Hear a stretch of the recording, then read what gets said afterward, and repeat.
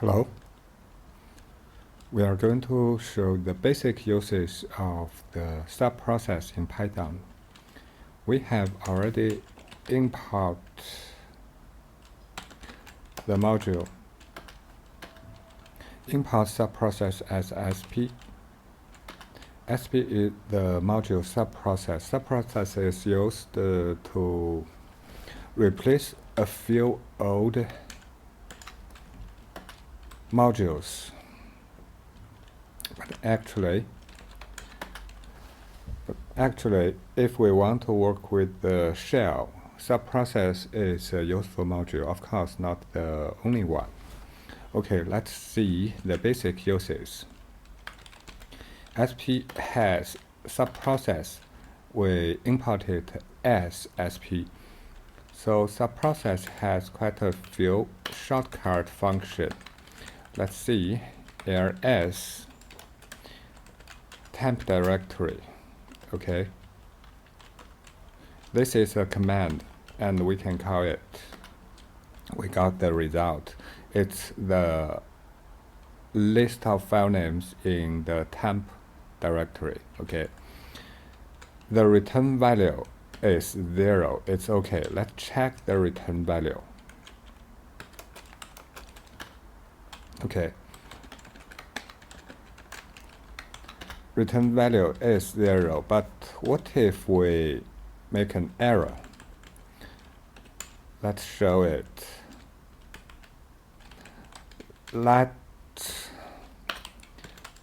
Let's make an error.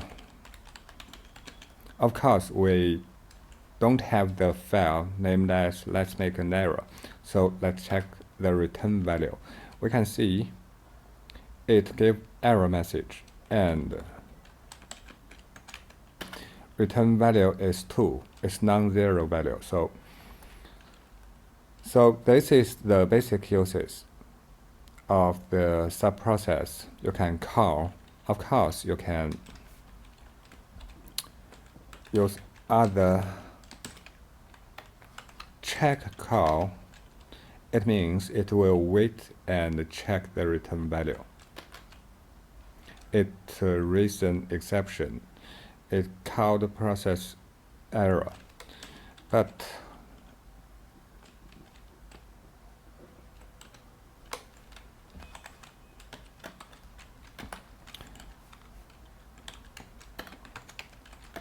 we can see the return value is still 2. Let's assign it to a negative value. Okay. Then we make a successful call. Okay. Return value is 0. It means the call successed. What about we want the output? We check output. Okay. See, output is what we want. It's bytes. Note, you should note it's bytes. So if we print, you can see the B prefix the whole things. It's not string. So if we want to use it as string, we decode it.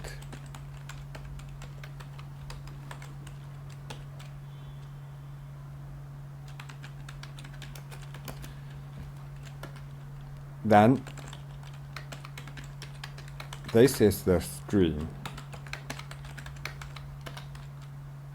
Sorry.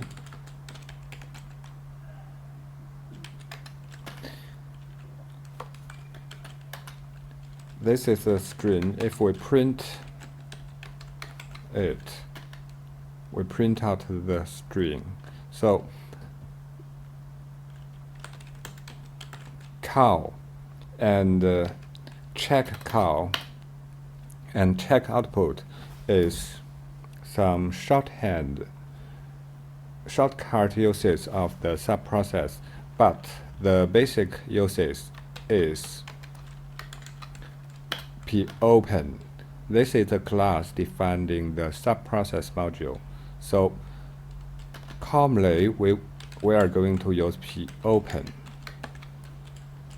For example,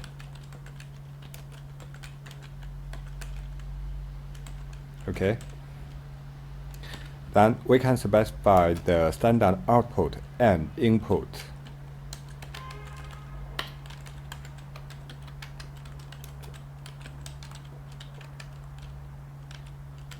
SP is subprocess, the module.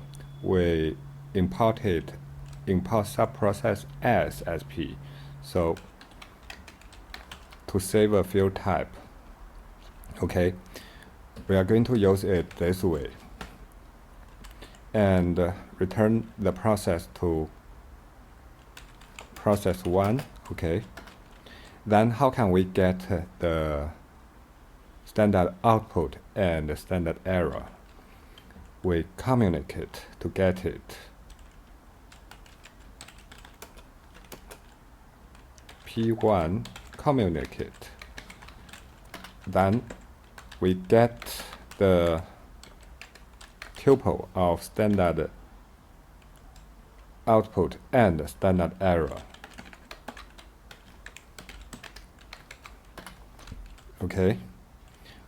The first is the standard output, the second is standard error.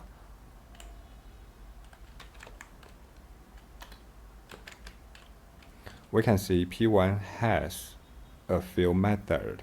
It's an object. Let's check the return code. It's 0, so we can check the return code. When it's 0, we are sure it's normally returned process. And the first, the output, standard output, we already communicate. So we get the standard output.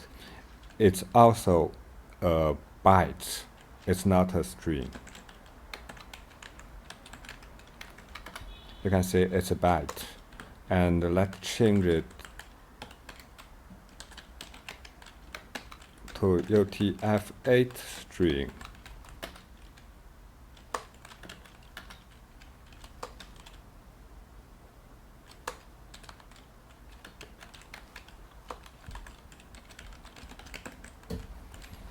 Change to UTF string. This is what we got from the command, from the last command. This is the command we used. And then let's change to use the wildcard. We can see we have clip file names. We start with clip. We want, what if we want it this way? Use a wildcard. Actually, we cannot do it.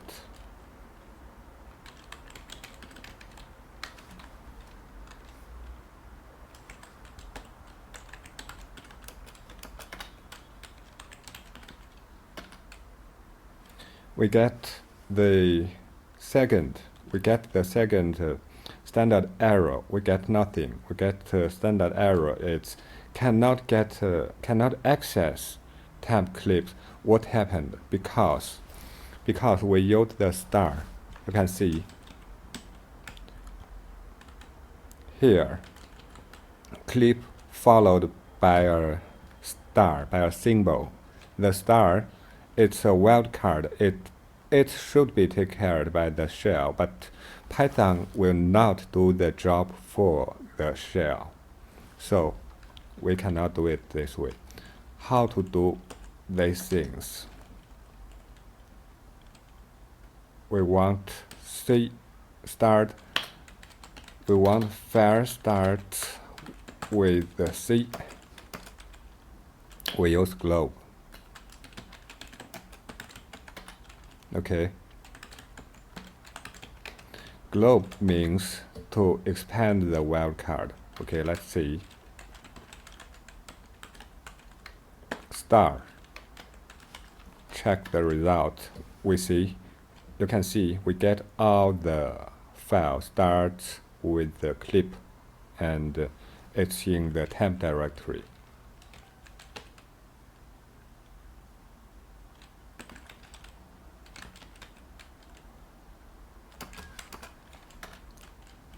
This is a list. It's very easy to use this kind of list.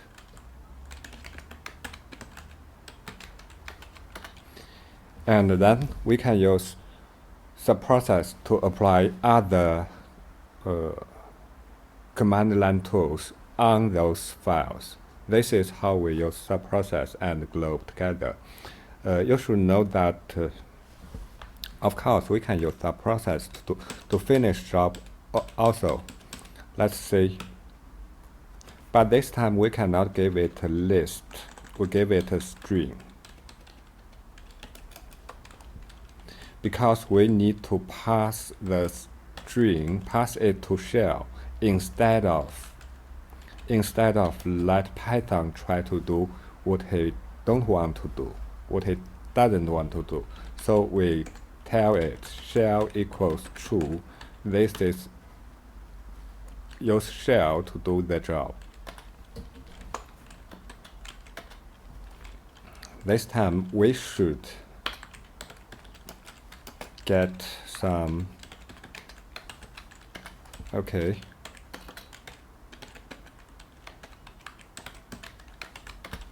Yes, you can see we get the result, and how we did it. We pass a string instead of a list with options, with command and options. We give it a string, and this is the command we want the shell to perform it. Then we tell it shell equals true. Then the subprocess pass this command to the shell. The result is okay. Okay. Of course, the first is the standard output. The second is the standard error. You can see standard output is a bytes. So if you are going to use the standard output, get information, filter the files in the standard output text, you need to change it to string first. Okay. This is the basic uses of subprocess. It has a lot method and classes inside this module. You can see it can be used to replace OS system, OS spawn, and OS popen, or popen2, and such things. If we use the old way, import OS system, we can do it.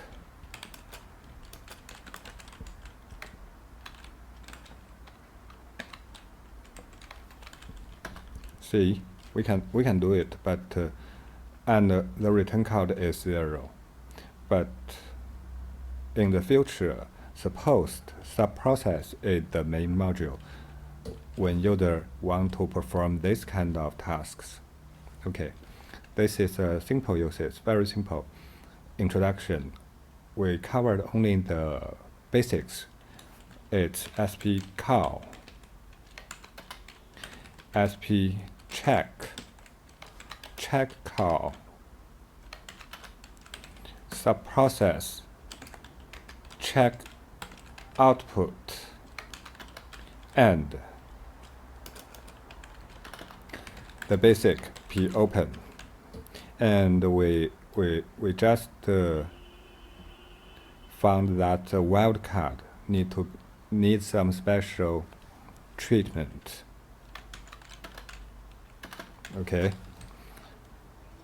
we're not going to go further detail of this module, and also we checked the glob module. It's the start of using the subprocess module. Thank you. Thanks for watching. Bye bye.